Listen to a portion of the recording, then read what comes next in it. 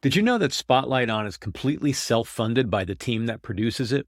We're always looking for ways to keep the podcast self-sufficient without sacrificing the listener experience or the integrity of the show. The best way we could think to do that was to ask for the support of our listeners.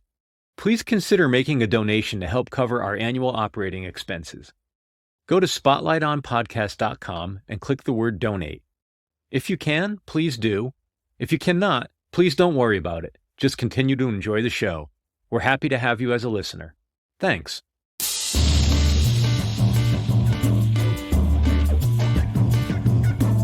Hello and welcome to Spotlight On, a production of 23 Media Ventures. I'm your host, Lawrence Purrier. Today the spotlight shines on Dan Mackta, Managing Director of North America and Northern Europe for the high-resolution music service Qobuz. Here at Spotlight On, we get pitched constantly by publicists who want us to have their music business clients on as guests. Longtime listeners have noticed that we host fewer of those types of discussions than we have in the past. But when we do, we aim to feature only the most interesting people, the most interesting solutions, and the most interesting companies. Dan, his background, and his work at Qobuz check all of those boxes and more. A creative leader in the modern music business, Dan is turning his skills promoting and marketing artists to the cause of high-quality audio, making sure the art itself is offered to consumers in the best way possible, consistent with the maker's original vision. And so now, I bring you Dan Mackta.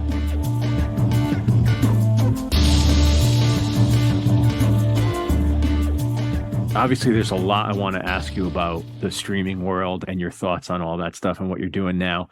But I love to set the table a little bit with some background. The New Jersey you grew up in, what was the musical environment around you? Were you a musical kid? Were you a consumer? Were you a player? What was that about for you? All of the above. This was the early 1980s.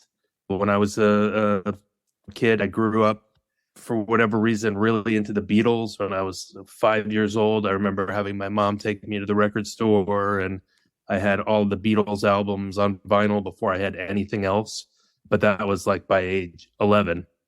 And then I got into other 60s music, and I was an early, I was buying records and really into it before most kids, or probably more than the other kids, ever got into it. I was a music fanatic from a very young age.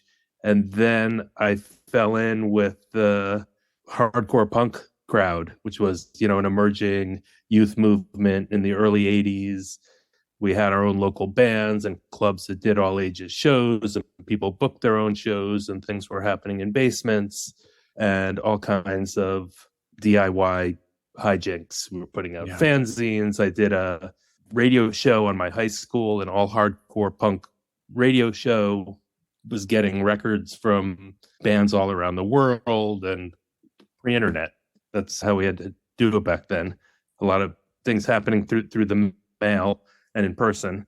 But we had our own little scene, and this hardcore punk subgenre, by the time I got to college, it still exists today, but that initial wave was already done by the end of the 80s. And I got into other music, but I've always liked a lot of music. From age 15 to 19, I was pretty focused on this hardcore punk, which in some ways was more diverse than people may think it was, but it was like basically a bunch of guys slam dancing and all that, jumping off the stage. Yeah.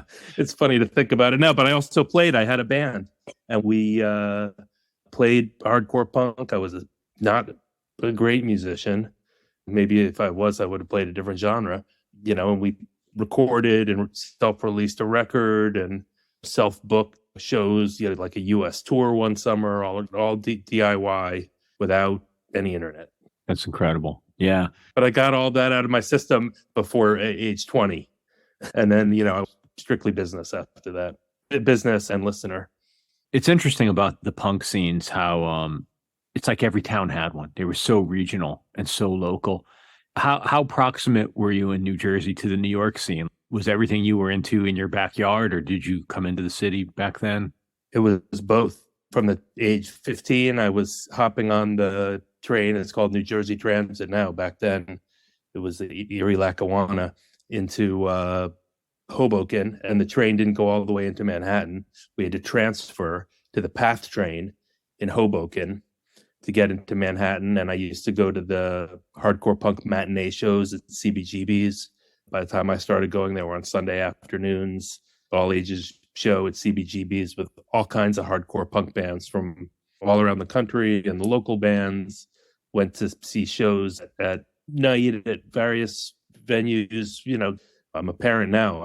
If my son wanted to do it, I guess it would be cool. We live essentially in the city here, but I can't believe what my parents let me do from age 15, just like heading off on the train into the city. And it was see you tomorrow, because the local train didn't run all night. So we could get the PATH back to Hoboken. Then we had to like sit in a diner across from the train station till 6 a.m. when the train started running again. Who lets their kids do that? But as soon as I could, I go record shopping and hanging out on St. Mark's Place and all that fun stuff was part of my early teen years. But then there were also bands out in Jersey and some local clubs, and we were always trying to put on a show in someone's garage or at a club that we could somehow commandeer for our shows. There were tons of local bands all around Jersey, but the hardcore punk scene at that time was kind of inclusive of Connecticut too. It was like New Jersey, New York, Connecticut. There were some clubs up in Connecticut that were also part of our universe. It's really interesting. There's so much generationally baked into a lot of what you're talking about, whether it was the idea that a lot of us essentially, once we hit our early teen years, became sort of wild and to an extent raised ourselves through those years, but also that sort of enterprising hustle aspect. A lot of what you say resonates with me. I can remember we'd rent an Elks Hall or a volunteer fire hall, or all these places where anywhere that had anything remotely like a stage in an empty room, there'd be somebody hustling together the money to rent the hall and print tickets. And before you know it, there's 2 or 3 bands playing. And it seemed like there was something going on every weekend. And it was never the adults running it. Maybe if it was an all ages club or something, but even then, what seemed like an adult was probably somebody in their early 20s. Well, right. That's a big thing too, is the people who seemed the adults, guys in some of these bands that were pretty successful, put out a lot of records, toured all around the country, were in their early 20s, and they seemed the elder statesmen, grizzled to me. But to me, it was like, as soon as I saw that my high school had a radio station, I was like, I got to get, even before I discovered the hardcore punk, to me, it was like, I got to get on the radio station. It seemed like, how can I not make this my top priority of high school? Yeah, that's fucking incredible. Get on the air. It was a real FM station. So took the training, and my initial show was like 60s garage punk and 60s music, because when I was 14, that was the coolest thing before I discovered the Dead Kennedys and Black Flag. But that was age 15 when everything shifted. But I had a radio show, and then I had my own fanzine. It was like, you got to just do all this stuff, and nobody told you how to do it, but also nobody told you couldn't do it. Yeah, that's right. I promise not to linger in this sort of bath of nostalgia for too much longer. Yeah. So now we've gotten to age 15. Yeah. But one of the thing that has stayed with me about that era, and I don't know if I recognized it at the time, was that although, at least where I grew up, suburb of New Haven, people were they were in their sort of music defined cliques, if you will. So there were the skate kids and the deadheads and the metalheads and whatever else. But the amount of overlap between groups and between musical tastes back then, I think back on it now, and I don't think that is the stereotype. I think people, certainly the exaggerated stereotype is that these were all very separate groups, but my experience was that we shared a lot of music. One of the early unifiers being hip hop when that broke, but I don't remember it being like so parochial that like even to the extent of like everybody going to each other's keg parties or whatever it was like there was all kinds of music everywhere. Yeah. I was out in the suburbs in New Jersey, and it was like that. I was friends with deadheads and metalheads and kids I grew up with. I think generally the hardcore punk I was listening to was pretty radical at the time, and I think there were only a handful of kids in my actual high school that were into that music. So I was viewed as, a little weird, or like this kid is going into the city to do something we don't understand what it is, but on a local level, and I was into all music. You think about the albums that came out when I was in high school that are now considered classics. We recognized most of it at the time. That era is so interesting. Were you an only child by any chance? I have a younger sister. What's the gap? She's 2 years younger, and she's fine, but she was in and out of hospitals a fair amount. So I do think that result of that was I was left on my own to my own devices to some degree. Your story just strikes me as, and again, I'm sort of interpolating my experience, but I was an only child for about the first 9 or 10 years of my life, and then my parents had another sort of set of kids, if you will. And so right as I was entering my early teen years, there was like zero adult supervision because they had their hands full with three young kids. But there was an extent that from a very early, so for you, what the Beatles were for you, the Stones were for me. I can remember hearing "Gimme Shelter" for the first time when I was like 4 years old, and it terrified me. It was just so ominous and unlike. And then you ran to it.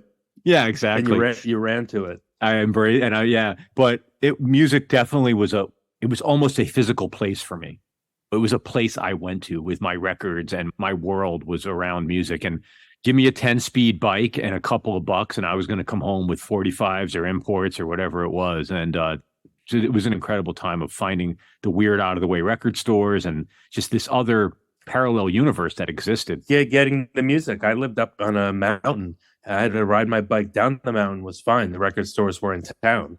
Then I would strap the records to the back of the bike. I had to ride back up the hill and sneak the records into the house because my parents thought I'd spent enough money on records. I would put them in like the side window right into my room. And today my kids, they got it too easy. I'll tell you, they got it too easy. They don't.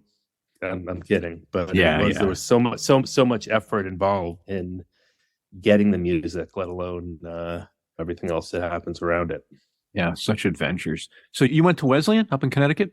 I did, not far from New Haven. I was in a band that played in the student center or something there once. I remember it being pretty cool. But I used to love going to that campus for the Indian music festivals. The ethnomusicology program there was phenomenal, absolutely phenomenal. Yeah, I did not do any coursework in that field. I was a classics major. I liked Latin in high school, and I don't know. People didn't think about things like, what are you going to do with your life back then? So I was a classics major, but I was very interested in experimental music, and Wesleyan had, incredible faculty and history. So I took a lot of courses in experimental music, and through that, this comes back around to world music and all the incredible people who were at Wesleyan. Through the music department, I got to perform in a concert performance of John Zorn's Cobra piece. And I don't know if you're familiar with John Zorn's work. Okay, yeah. So it's one of the game pieces where people are putting on headbands of different colors, and it's all hand signals, and I'm playing electric guitar. And again, I'm not like a great musician, but whatever. A couple people from the experimental music program got to participate, but they had people from the jazz department and the Indian music department, guys doing like Indian flute. I mean, I say guys, these were like esteemed musicians. Some of these guys were legendary musicians in India who were in artist in residence or professors at Wesleyan doing this crazy John Zorn piece. And they went into it with such good spirit. I think the guy from the experimental music program who had brought John Zorn in, we did rehearsals with the local guy. Zorn only came in for the concert. We did rehearsals amongst ourselves. And it was so incredible to watch these traditional Indian musicians opening up to the concepts of this John Zorn game piece. That's incredible. Doing their best, even though it had zero to do with anything related to how they make music in that tradition. Yeah, before I moved to New York in the mid-90s, that was one of the adventures, that taking the Metro North train in and making our way downtown to the old knitting factory to see Masada or Sonny Chirac, or those were amazing pilgrimages to make. And those guys would venture north every once in a while. There would be these weird events in outside of Hartford, or just weird. Just there was these weird little arts groups and stuff that would sponsor a lot of those New York guys to come up and do a weekend of shows or whatever. But I have a hard time envisioning Zorn on the on the Wesleyan campus. I love the visual of it. Was Braxton there while you were there? He came in right at the tail end, I think, as an artist in residence, maybe my senior year, or maybe it was right after, which I thought was so cool. But Alvin Lucier was on faculty, and I took multiple classes with him. I wasn't really familiar with what he did before I got to Wesleyan, but once I got there, heard his work, and then met him, took an intro to experimental music with him. I ended up taking music composition with him. I'm not a composer. To sit in the class, it was mainly for his stories. I couldn't get enough. I love stories. I couldn't get enough of his stories. Basically, his way of teaching was telling you anecdotes from all of his years composing. That's incredible. He'd be talking about working with some of the key experimental music composers in the 60s. He mentioned the names, but he'd be talking about these guys. I was never really into myself, but I think a lot of them may have been on drugs. That's possible. I thought it was so funny. Yeah, Wesleyan was great. I mean, it worked out well for me, but college is what you make it. So you leave Wesleyan as a newly minted classics scholar. What's the plan then? Well, the other thing that I did at Wesleyan was college radio. WESU is the station, and one of my big goals for college was also to get into college radio big time.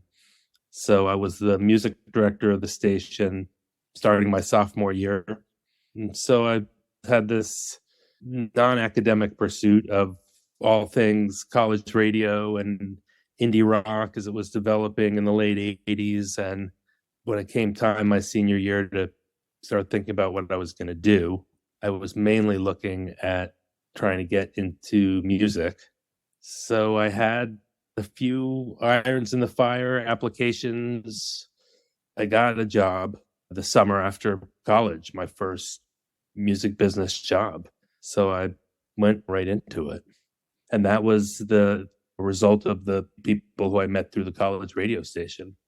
But it was 4AD, the British label, in their New York office, which was 3 people doing radio promo. That was the natural thing for people who had worked as college radio music directors. You could go then and become a radio promoter and promote to other college radio music directors. I did that and had a great run at 4AD of about 6 months.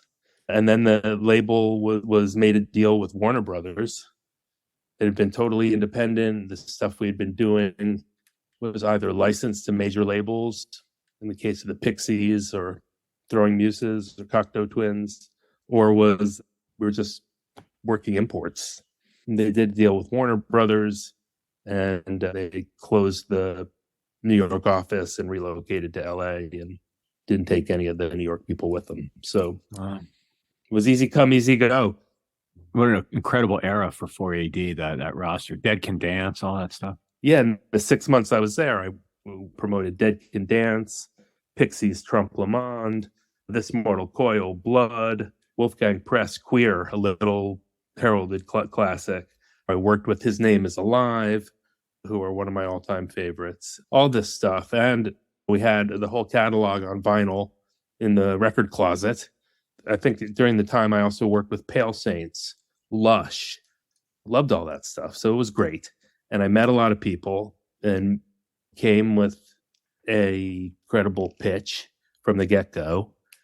And I lost the job and took a randomly unexpected step and just started my own business as a radio promo independent.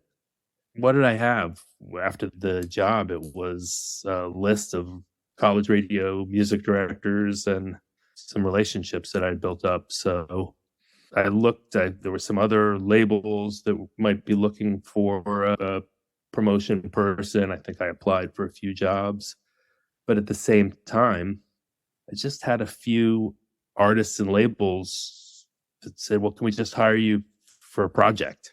To which I said, yeah, absolutely. How much do you want? I don't know. How much did it? $500? That was my problem was I priced myself too low from day one. Yeah, we all do. Someone's offering me money just to do this and they're going to pay me directly. Sure. I took on a few that were also great artists and great bands that went on to do well.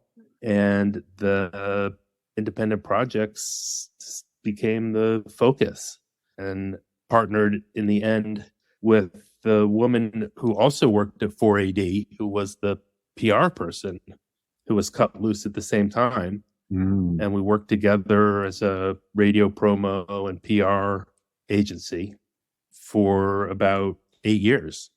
And at the height of things, had 6 or 7 people on the team, and I promoted everything in the 90s. It was the era of indie rock and wannabe indie rock and superstar alternative radio. Oh yeah, that was a good run as well. But I worked with all kinds of cool independent labels, from Drag City Records to Thrill Jockey, and lots that weren't from Chicago. But did you deal with Marco out here, Marco Collins? Oh yeah, absolutely. I can't remember. Either I promoted Silkworm, the Marco Collins sessions that he put out, or I just really liked it. That's the problem, is I can't remember with a lot of things from that year. It's like, did I work it? Or I just listened to it a lot. But I definitely worked on Silkworm. I just associate with him with Silkworm from that era. But Joel Phelps, who was a member of Silkworm, I promoted his earliest solo records. I promoted Neutral Milk Hotel. I promoted Guided by Voices before they were household names. There were actually people who were promoting them. It didn't just happen from nowhere. I have to ask you, having encountered this in my own career, and I'm definitely not asking you to name names unless you want to, but did you ever have instances where you worked a project because it was good business, but you struggled to connect with the music, or outright didn't like the music? Or were you able to maintain that ability to only work what you wanted to work? In my independent promoter days, the company was called Autotonic. I really tried to maintain some level of credibility. So that's all that we had to go on, was that if we mailed a package to a radio programmer, that they saw the return address and would take it seriously, or put it at the top of the pile, or at least listen to it as opposed to ignore it. I did feel like we needed to be super careful. The things that we did for money, just for the money, were always still kind of cool. We had worked on some stuff for Big Bad Voodoo Daddy swing band. Said sure, and it was with, that was distributed by Capitol Records or something, and we did a good job with it. And then we got hired by the same group to promote the 30th anniversary of the Beatles' White Album, which I thought was cool. Like, I got to send a new copy of possibly the first ever on CD out to all these college radio stations, and it's the Beatles. I got to say I worked with the Beatles. And then the same group, it got even weirder, but I still thought it was cool. The Steve Miller Band was going on a college tour, so they wanted to see if they could get a little interest in the Steve Miller Band from college radio. Now, I happen to be a fan of both the early psychedelic blues Steve Miller Band and the later FM rock Steve Miller Band. I like it. I had no problem with it. So we got to mail out the entire Steve Miller Band catalog on CD to all these college radio stations. And it was everything, going back to Children of the Future up to, it's not like all of a sudden he was a star on college radio. So it was a bit of a compromise, because it wasn't really promoting something to college radio that needed promoting. But yeah, so this doesn't answer your question, because I still like the music personally. Yeah, no, that's hip though. But then later, once I got to working at major labels, I worked with the Backstreet Boys. I didn't like the Backstreet Boys, but I was asked to do it as part of my job, so I did it. Let me ask you this: I not to belabor the point, I have an analog with an artist that I would say my Backstreet Boys, and I was running a company at the time, and we signed this artist. it felt irresponsible not to, I guess would be the way I'd say it. When a pop superstar walks in the door, you really have to think about it. If you've got, you had mouths to feed and people on payroll. How hard did you work to find something to connect with? Or did you just say, you know what, this is part of my gig. This is what I do. I work in a label. Did you find something to identify with? Because the punchline for me is I wound up finding the thing that allowed me to feel good about it.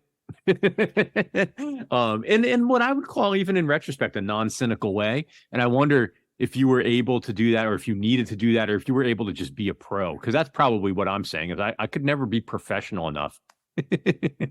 Yeah, I don't know. What are some of the other things I worked with when I was at Sony? I worked with the band 3 Days Grace, who are not really considered credible. Huge radio rock band. Huge. So what did I connect with? These guys are fucking huge. They're playing stadiums. I'm their product manager. That's cool. They're good at what they do. I got into some of those songs when I'm in the stadium with all these kids. We're also thinking, like, where is all this anger coming from? Why are all these kids so angry? Yeah. It was, that's where my mind went. And I worked with Bowling for Soup, who had one radio hit that I wasn't working with them for. So I was their product manager on the follow-ups to their huge hit. They didn't replicate it. I didn't feel like that was my fault. Did they? No. I mean, I think it was in the era where we could just blame radio didn't embrace it. The head of radio promo for the label was a big fan. I think they tried. The band certainly played every radio festival and did every possible promo thing. But when you're in that game, it's either it takes off or it doesn't. So the records after their big hit were decreasingly downhill. But what I loved about Bowling for Soup was that they were great guys with an incredible sense of humor. The last album that I worked on for them was called Sorry for Partying, and the album cover was the guys in the band being flushed down a toilet. All right, because it was their last album for the label, and I enjoyed working with them, even if I don't consider myself a big listener to that particular brand of pop punk. When I worked for the major label, I think felt like I just, whatever I was asked to do, I felt I was lucky to be being asked. We'll be back with more Spotlight On right after this break. If you're enjoying this conversation, please visit the show notes in your podcast app. They're packed with links to resources that will take you deeper into the people and topics explored here. Thanks. And now, back to Spotlight On. Let me ask you something about the role of product manager and marketing within a label context these days. I see that as quite possibly one of the most difficult and thankless jobs in the world right now. Like, I don't know that there's a playbook you could pick up and who do you call at radio? Where do you go? Everything seems so fragmented. Now, that's me being 5,000 feet away from it, but I work enough projects where I see the struggle that a label marketing team has to make something break through, or to make something last more than a week or a weekend or past street date.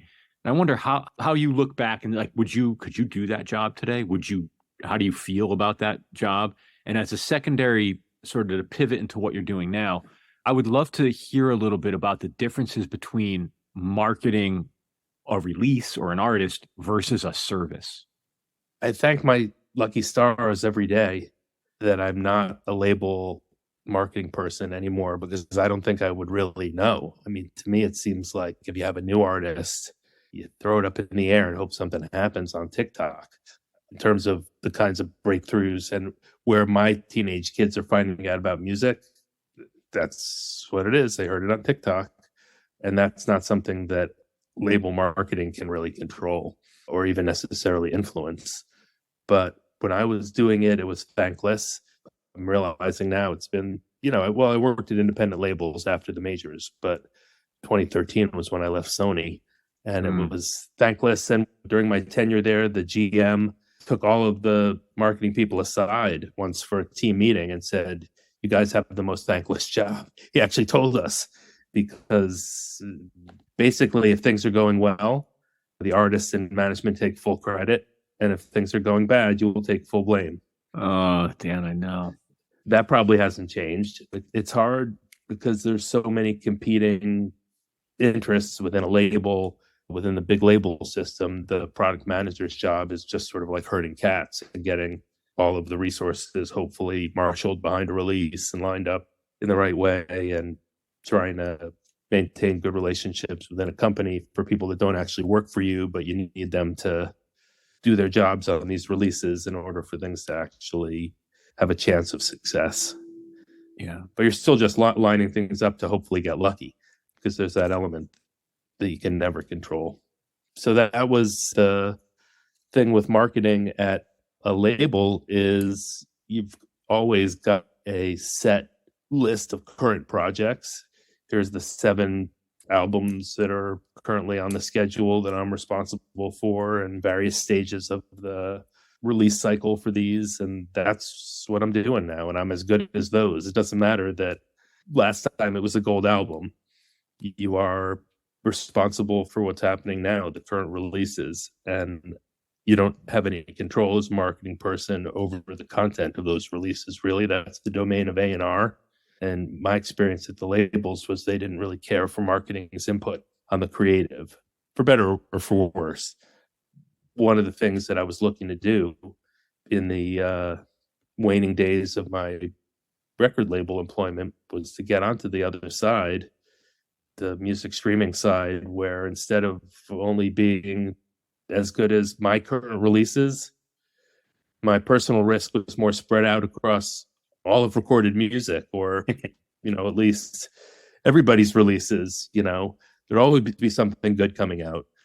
Being on the retail side now, it's great because I get to work with everybody. Yeah. When you work at a label, sometimes you may have an artist on tour with another artist, or I guess an artist featuring on another artist's track. Maybe the marketing people confer, but there's not a lot of real collaboration with people at other labels. Not necessarily really competitors, but you are kind of, and just people tend to do their own thing. So as many people and friends as I accumulated over the years who worked at other labels, I didn't really have a chance to work with them. Now, since Cobuzz is an account, they're all our suppliers. Everyone I've ever met along the way, and it's a lot of fun and really gives me a chance to activate a lot of the cool relationships I made over the years. There's so much I want to ask you about your company and about your gig, and I'll try to be succinct. I'm really curious about the scope and scale of what you guys are up to. And by that I mean, like, how much of the market do you need to stay viable? I would imagine I wouldn't be the first person to say, like, the aspiration can't be like we're going to unseat Spotify, or we're going to. How do you think about success? You hit the nail on the head. The people who don't get it are the ones who say, you can't compete with Apple and Spotify. Don't even bother.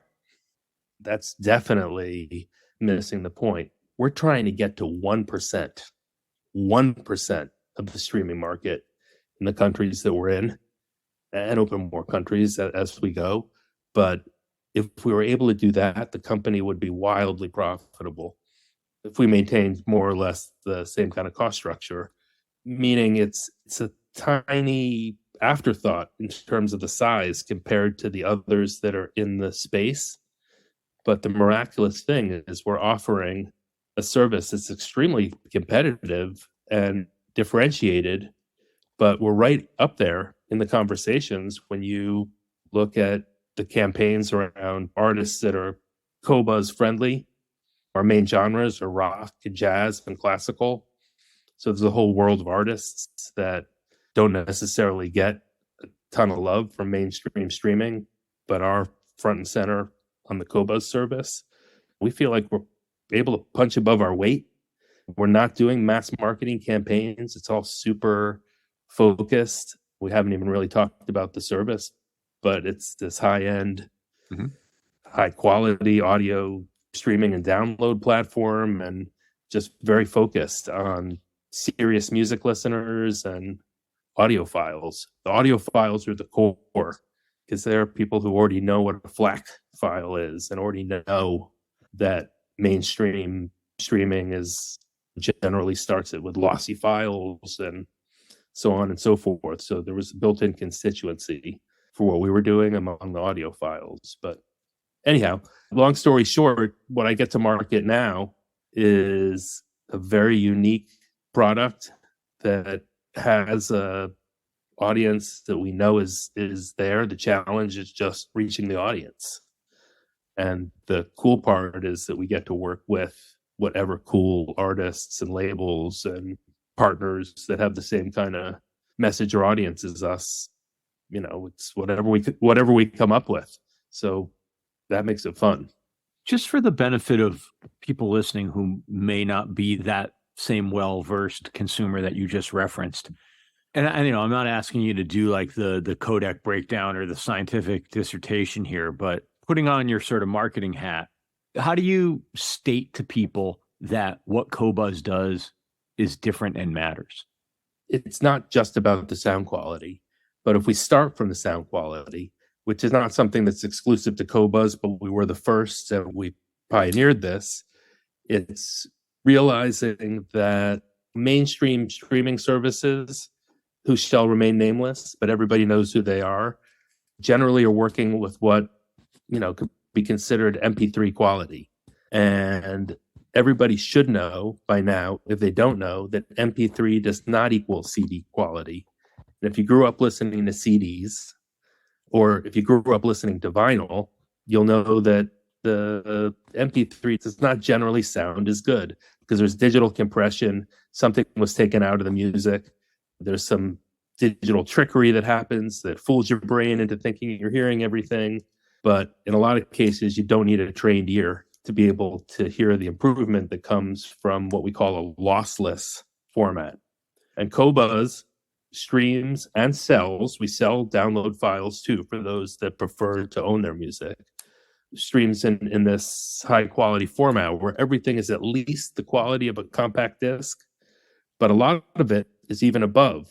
24-bit audio is the format that most recording studios work in today, and the CD can't handle it. But with digital streaming today, we could do even these high resolution formats, and tons of great old music is constantly being remastered where they go back to the tapes and they're redigitizing the tapes in these higher audio quality formats. So Qobuz specializes in all of that, but what makes us different really is just the editorial approach and a human-centered curation approach. We're not about lots of algorithms that know what you should be listening to or know what you like better than you do. We're not about lo-fi beats, chill music to activate your brain for better studying. There's others that do that better. We are really focused on what at this point amounts to a bit of an old school record store experience. To you and me, it's not that radical, but to someone whose experience of streaming music is just opening up an app where they see podcasts and music for sleeping, it's kind of radical. Qobuz really takes a lot of time to focus on the album. When you open up Qobuz, the first thing you see is new albums in a variety of genres: rock, jazz, classical, soundtracks. And we have all the hip hop and all the pop. We've got all the music and the best quality available. But, we have people that really know their stuff picking the 20 to 40 new albums every week that you're going to see on the front page. We have written editorial content and reviews and articles, different kinds of features right in the app. We have digital booklets in the app. So it's like the CD booklet right in the streaming service, which really results in a different experience on every level than mainstream streaming. We want you to be digging around and hunting around and learning about music while you're using Qobuz and not just setting it and forgetting it. And it's not for everybody, but with the aspiration being to get to 1% of the market, it actually seems reasonable. Like 1% of the listeners would be interested in just getting the best audio quality and a more fully baked experience in terms of the context and digging into music. I don't want to say the way we used to, but maybe it is the way we used to. And not surprisingly, our audience is older. Whereas in the mainstream streaming, you're talking about the kids, my 17-year-old daughter, which is great. Tons and tons of consumption happens there, but There are older consumers that never have really bought into that or embraced it. And a lot of our new customers are not coming from another streaming service. They're coming from never having done any streaming. That's fascinating. So it's kind of opening up, streaming to a segment of the audience that may not have embraced it otherwise. And the audiophile scene is growing and getting younger with a lot more great headphones and what they call personal listening devices and, just powered speakers and whole new classes of hardware that allow people to hear music better than they have before without having to spend hundreds of thousands of dollars. Although you still can. Yeah. If you want to spend $1 million on a hi-fi system, it's available. Given the way the product sort of specializes or is tailored to people who maybe want to go deeper, you mentioned the digital booklets, the liner notes, the focus on editorial and album level content. Does that manifest in more of a desktop versus a mobile user, or how are people using the service? It seems like it might be for a less on the go user, but that's me. Yeah, well, the mobile apps are definitely, there's a lot of usage, but it is mostly desktop and a lot of what I'd call partner apps at this time, because there are so many hi-fi audio integrations. A lot of this hardware comes with its own app, and Qobuz as a music provider plugs in. Gotcha. But our own usage is mostly desktop, although I think mobile is increasing because people can, use the mobile app with great USB DAC and headphones, and you can use it with Bluetooth headphones on the go. It certainly works just fine. I mean, I use Qobuz in the gym, but that's not using it to the best of its abilities. It's interesting hearing you talk about the way you came up, the scenes and the sort of cultural context you came up in, and then talking a bit like Qobuz sounds like the streaming service you would have invented had you been a streaming service inventor. Yeah, well, that's why I feel lucky to have found the company when I did. It was not yet launched in the US when I joined 5 years ago. It had already been in business in Europe for almost a decade, but the concept seemed great to me. It seemed super ambitious to think that we were going to launch a streaming service and download store in the United States with 3 people in a little WeWork fishbowl. But we were able to do it, and that now it's been almost 5 years and we're growing faster than the market, and I would say beating expectations. It's very satisfying because it is, I don't know if I would have invented it, but when I think about who our customer is, it's me. It's somebody who really loves music and really just wants to be able to listen and learn and know that the quality is the best. Yeah, and I built up this great vinyl collection, and I have a nice hi-fi system that I put together for my vinyl. But if you put lossy digital streaming through it, it sounds bad. When you go from vinyl to that, you'd be like, I'm going to go back to the vinyl. But Qobuz and high-res streaming offers someone who's put together a system like that with 25 different, very easy and affordable ways to get Qobuz into that same hi-fi system that will sound as good or probably better than the vinyl. At this point, I feel like I have to upgrade my turntable and my cartridge because Qobuz is making the digital sound so much better that when I go back to my, the audience can't see this, but I'll show you the vinyl over there, and up there's some more over there. I'm not utilizing it because I feel like I got to upgrade the turntable. So yeah. Anyway, it's always something. That is the problem once you go down the sound quality rabbit hole and the audiophile rabbit hole. There's always an upgrade to aspire to. The other thing that strikes me is, it seems pretty glaring that the theme of curation is one throughout your life.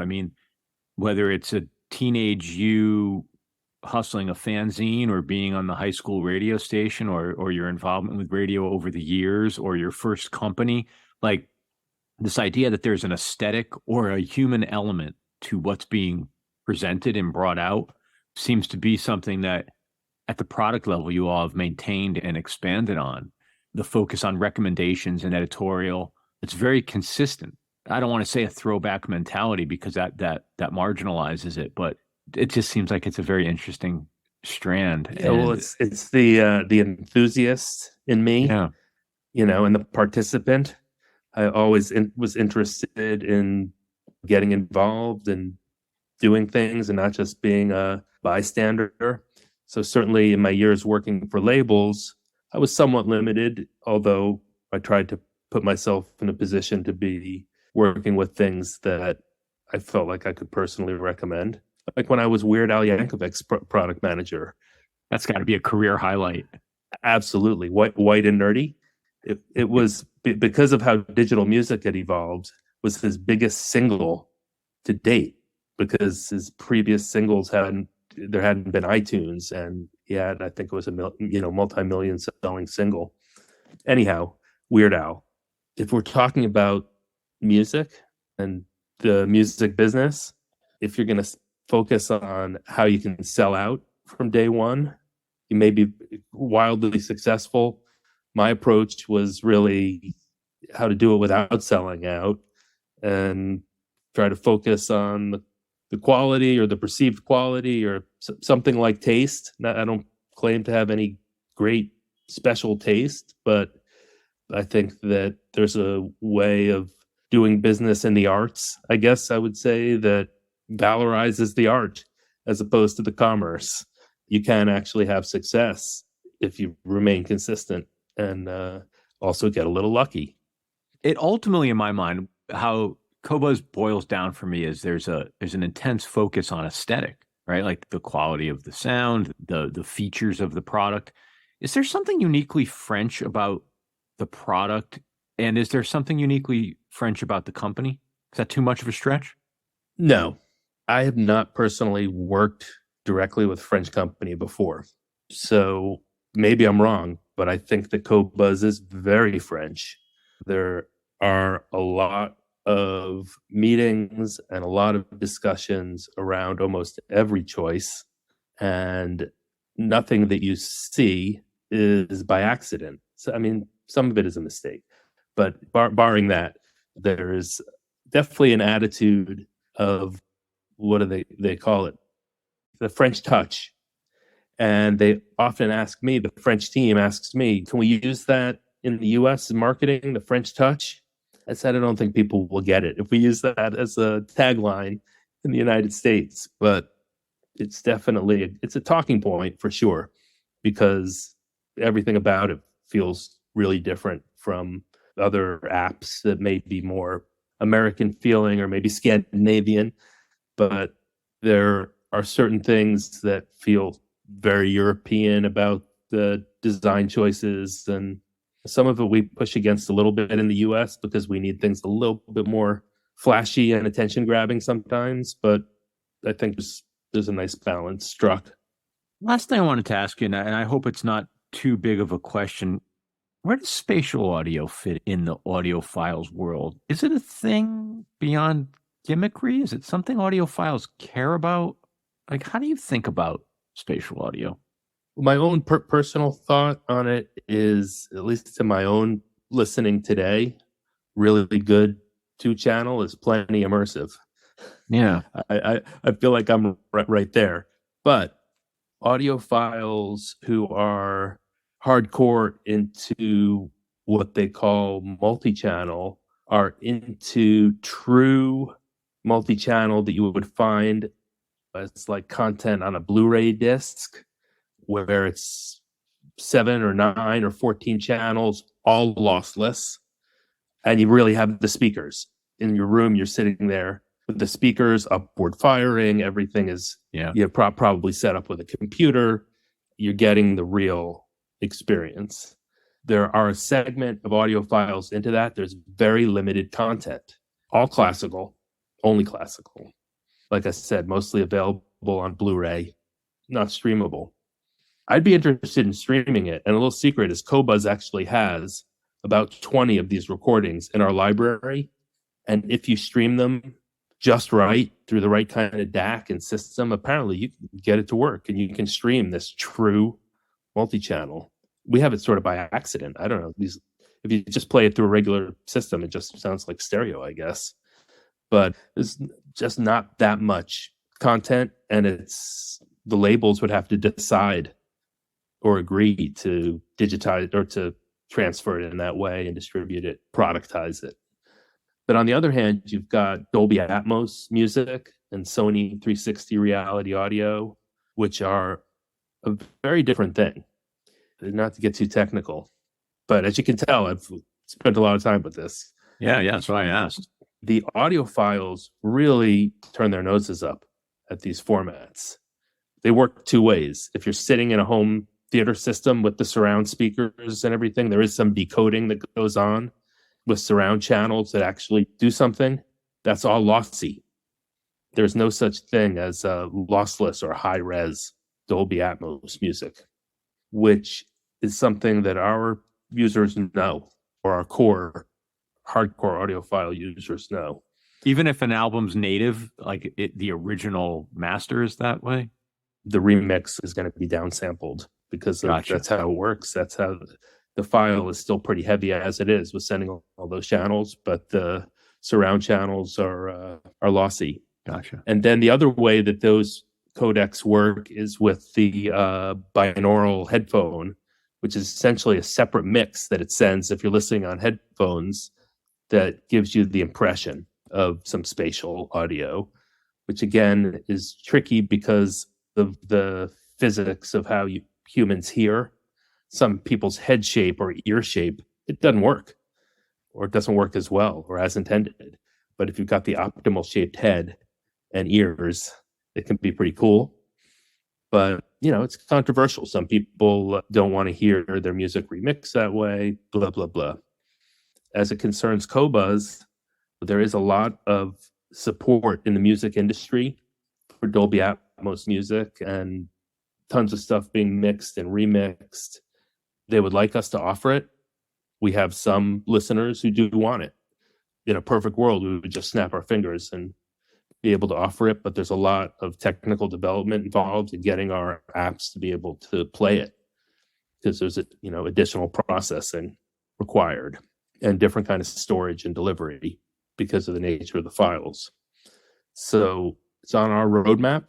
It's a feature that's going to be added, but I couldn't tell you if it's going to actually be this year because at this point it's a catch-up thing for us and we can't raise our prices if we add it. So it's not going to generate much ROI, as they say in business. That's me with my cold-blooded businessman hat on.